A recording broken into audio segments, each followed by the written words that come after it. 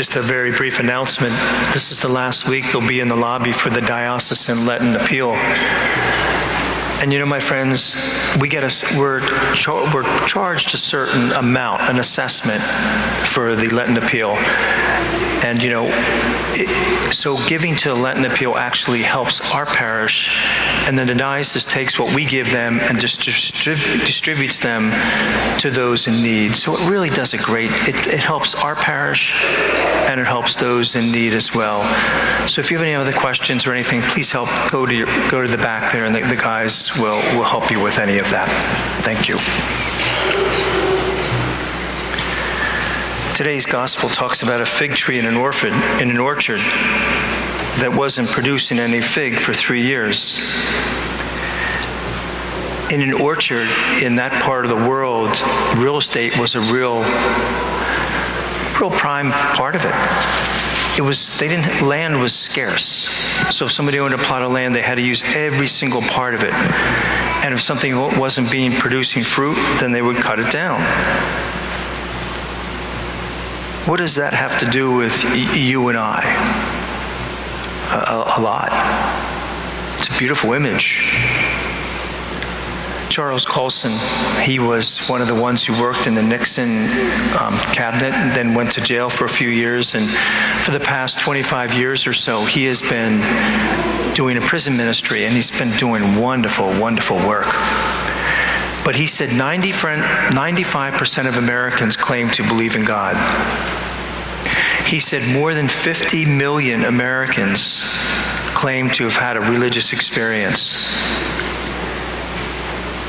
And then he asked the question, why do not us Christians make a greater impact upon our society? It's a good question, isn't it? Just like the fig tree. Where's the fruit? Where's the fruit? And Charles Colson is saying, where's the fruit of all these Christians? Why aren't we making more of an impact in our culture and our society and in America itself, right? It's a good thing for us to reflect upon. Jim was a practicing Catholic, went to church, didn't really do too much else other than that. But he said, you know, in 3 days, there was some things that happened. He said the first morning was 2 guys came to the door, and they were Seventh-day Adventists, and he talked to them. They were young men. He said he didn't agree with what they had to say, but he was so impressed that these 2 young men would be out going door to door. He said, I was so impressed by that. Later that day, he went into the hospital, and he had some gallbladder problems and his gallbladder removed, and I think it was in for 3 days. But as he sat in that hospital bed, he could see down into an intersection down below. And he was watching this, what he said, young woman, but he said, I have no idea how old she was, selling roses. And the one day it almost was like light raining all day long. She was out there for 12 hours, 3 straight days. And she said, I'm sure she belonged to the Moonies, you know, that Reverend Sun Moon. She said, I don't know anything about that cult. And it's probably a horrible thing to belong to it. But she said, here's this woman, stood 12 hours, 3 straight days in a row that he knew of, selling these roses. He came home from the hospital, and he said the first program he watched was a documentary on India. And in that documentary, it talked about the Muslims in their country, and how they fall on their knees 5 times a day. He said they face Mecca, the holy city, and they worship Allah. He said, you know, Muslims, he said, I don't know anything about the religion. He said, we're praying 5 times a day. He said, I don't even do anything. It's good for us to reflect on this, isn't it, my friends? And it changed Jim's life. He's like, what do I do? What kind of impact am I making around those who live and work around me?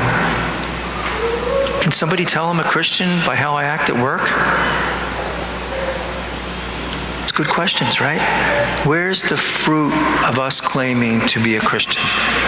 And we're the 3rd Sunday of Lent, my friends, and it's good for all of us to reflect, what kind of example do I give in the world itself? Just a few final thoughts on the Adoration Chapel that I've been working on. Tomorrow we begin on March 25th, so if you have your hour for this week, it starts, and I'm sure the captains have gotten a hold of you. And if you want to see it, the doors are open, and the captains are over there if you have any questions. But take a look at the chapel to see where you're going. It's in the front of the rectory. Park on the street there and just walk in. That door will be opened. But if you want to see where you're going and take a look at the chapel, please do so right after Mass. There's prayer books there. It might be daunting for you to pray an hour at a time when we're not really used to it. You can bring a book, make a spiritual book. You can read the Bible. There's little prayer books in there that you can put. Please, and you can bring your phones. A lot of people have prayers and stuff on their phones itself. But don't use your phone during that time to do emails and text messages. You're going to go, the whole hour will end up spent doing that, and it's really not a great thing. But I know people have their phones and have their prayers and that, so please do so with that. I just say to you, do not leave the chapel with the Eucharist unattended.